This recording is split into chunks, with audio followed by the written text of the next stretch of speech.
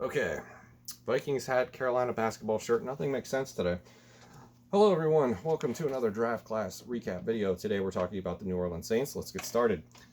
All right, so the Saints, not a very big draft, not a very big haul, but the players that they got were pretty good, and they did trade up a few times to get the guys that they wanted, so that's why they have fewer picks than what we've been used to during these videos. And we just came off the Vikings video the other day where they had about 15 of these guys. So I was allotted a lot more board space. That's why it's a little bit easier to read today. Thank you, New Orleans Saints, for making this episode an easy one. All right, so the Saints in the offseason had two important events that happened leading up to the draft. Number one, Drew Brees was retained. He'll be back for another year or two, and they'll be in great contention to make another run at the Super Bowl. The other important event I think that happened was the signing of Emmanuel Sanders. It just makes this offense much better.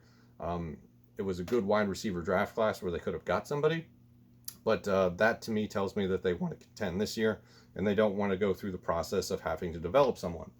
Having said that, there has been criticism from the analyst community that this was a draft that the Saints did that was not done with the interest of winning right now. It was done sort of thinking of the future.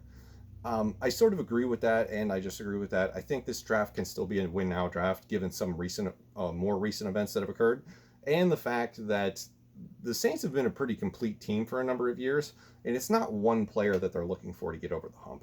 It's more or less just trying to break this recent curse of bad luck that they have at the end of the playoffs, because you figure 3 years ago was the Minnesota Miracle, the year after that was the non-PI call against the Rams, and then last year they lost in overtime to a walk-off Vikings touchdown.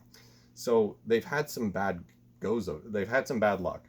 They've had a bad go of it in the playoffs recently, and I don't think one or two players in the draft is going to change that. They just have to hope that this curse isn't real and the ball starts bouncing their way a little bit more. So, having said all of that, let's talk about the draft. Round 1, pick 24, Cesar Ruiz, center from Michigan. I think this is a great pick, and had you asked me a couple weeks ago or a month ago before the news broke that the team cut Larry Warford, I probably would have been a little bit more critical. Given the fact now that there's a spot open for him to contribute immediately and he won't have to take a red shirt or a backup role this season, I'm a little less critical of it, and I think that this is probably what they had in mind the entire time. Whether or not he will be successful in replacing a 3-time Pro Bowler on this offensive line immediately remains to be seen, but it's still one of the better offensive lines, I think anyway, in the league right now. So Alvin Kamara, Drew Brees should be plenty happy with this. Moving on, we have round 3, pick 74, Zach Baun, linebacker from Wisconsin. Fell a little bit in the draft due to people being critical of his size. They feel he's a little undersized for the position, but he's still very productive at Wisconsin. 152 tackles, 15 sacks, and 30.5 tackles for loss. He was 7th in the NCAA last year in tackles for loss with 20. That was also good for 2nd in the Big Ten. And he was finished 9th in the NCAA in sacks with 12.5. Also good for 2nd in the Big Ten. So he's productive when he's on the field. Sees a lot of action, and I expect that to continue in this defense for New Orleans. Moving on, round 3, pick 105, Adam Trautman, tight end from Dayton. Wasn't available in the database that I normally pull stats from, so I had to do a little bit deeper digging, and I decided just to pull his senior season because that was the easiest to do.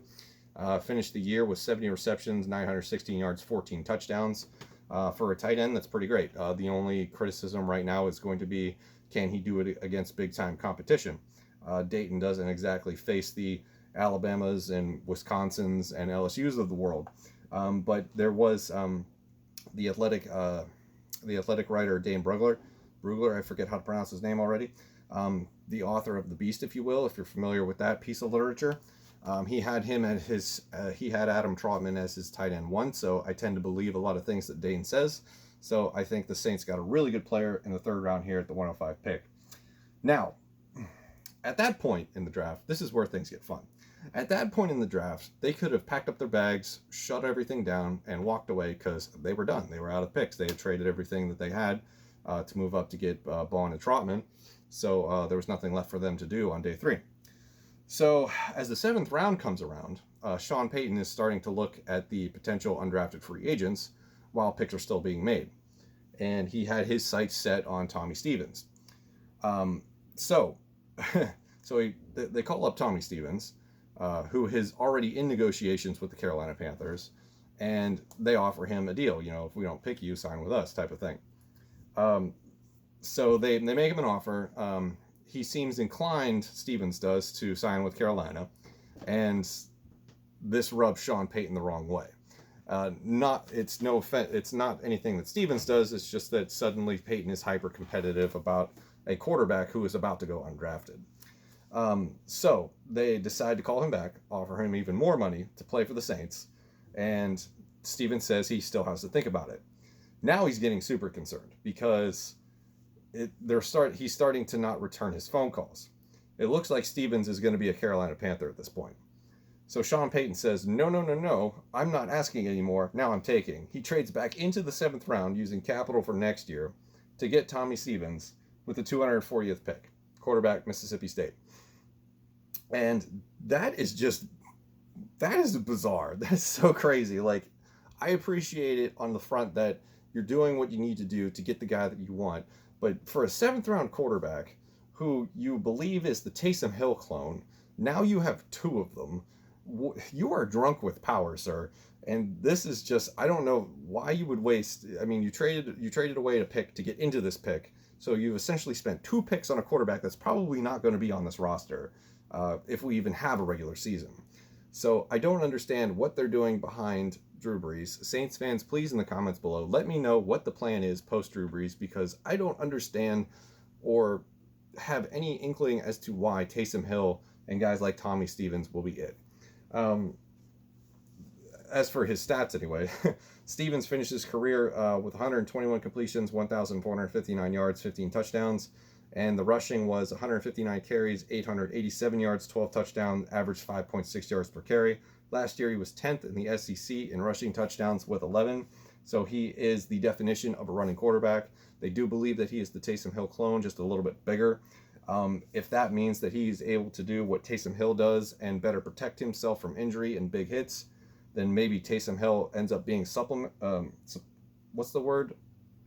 Leapfrog, we'll just call it that. Ends up being leapfrogged on the depth chart because Tommy Stevens can do it better and is more durable. It remains to be seen. I don't know what to make of this situation. I'm not going to sit here and pretend to understand what is going on in Sean Payton's head, other than that I believe he is absolutely drunk with power. So Saints fans, let me know in the comments below what you think of Tommy Stevens. Let me know what you think of the entire draft.